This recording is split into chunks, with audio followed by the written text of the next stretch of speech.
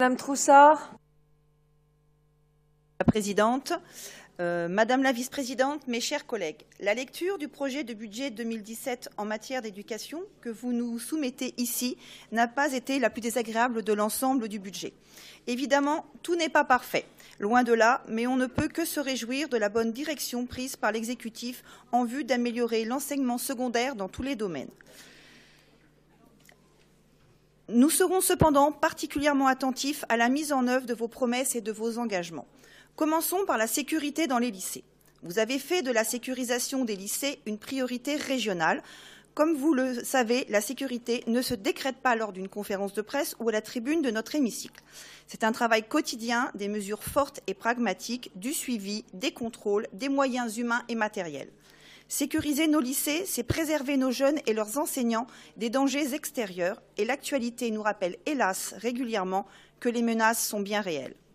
Or, je suis étonnée que le budget alloué à la sécurisation des lycées soit le même que l'année dernière en autorisation d'engagement et qu'il baisse en crédit de paiement. Avec un budget global en matière d'éducation en hausse de 25% par rapport au précédent budget, nous nous attendions à des efforts au niveau de la sécurité dans les lycées. C'est pour moi un grand regret, c'est le gros point noir de ce projet. Un mot maintenant sur l'accueil des personnes en situation de handicap. Vous dites que dans la continuité des actions engagées en 2016, une attention particulière sera apportée par la région à l'accueil des élèves en situation de handicap. Pourtant, dans votre budget, aucune action n'est créée pour garantir cet accueil avec efficacité. Les financements de ce dispositif sont certainement dilués dans d'autres actions et c'est vraiment dommage. D'autant plus que sur le site du Conseil régional d'Île-de-France, il est écrit que l'exécutif régional passe les personnes en situation de handicap au cœur de ses préoccupations pour leur garantir une région accessible et accueillante. En ce qui concerne l'aide à l'introduction de produits biologiques et locaux dans les restaurants scolaires, vous avez décidé d'abonder cette action par rapport au précédent budget. C'est bien, mais il y a encore des efforts à faire. Les crédits de cette action doivent être plus ambitieux pour doubler l'introduction de produits biologiques et locaux ainsi que de viandes qui ne proviennent pas d'animaux mis à mort selon un abattage rituel. Le docteur Alain de Peretti, vétérinaire rural, souligne le gigantesque bond en arrière des autorités qui acceptent la commercialisation de cette viande à l'encontre des progrès réalisés jusqu'alors en termes de sécurité alimentaire en Europe.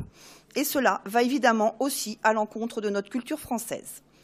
Je termine mon intervention par le financement des lycées privés. Vous avez souhaité réaffirmer une nouvelle fois la liberté scolaire et le choix des familles à inscrire leurs enfants dans un établissement public ou privé. Vous semblez porter une attention légitime aux établissements privés. Laissé pour compte depuis des années par la gauche est devenu bien souvent le dernier refuge des familles souhaitant donner à leurs enfants une éducation de qualité après le saccage de l'éducation nationale par les ministres successifs de Luc Châtel à Najat Vallaud-Belkacem. Cependant, l'examen détaillé de votre budget d'investissement pour les établissements privés ne révèle qu'un faible financement. Au niveau du budget de fonctionnement des lycées privés, nous observons à peine une légère augmentation. Nous constatons donc que les lycées privés doivent se contenter de la part congrue malgré les effets d'annonce.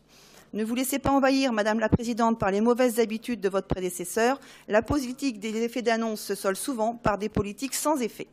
C'est ce que nous craignons pour notre région et ses habitants. Prenez vos responsabilités, agissez clairement et véritablement dans l'intérêt des lycéens et de leurs familles. Je vous remercie.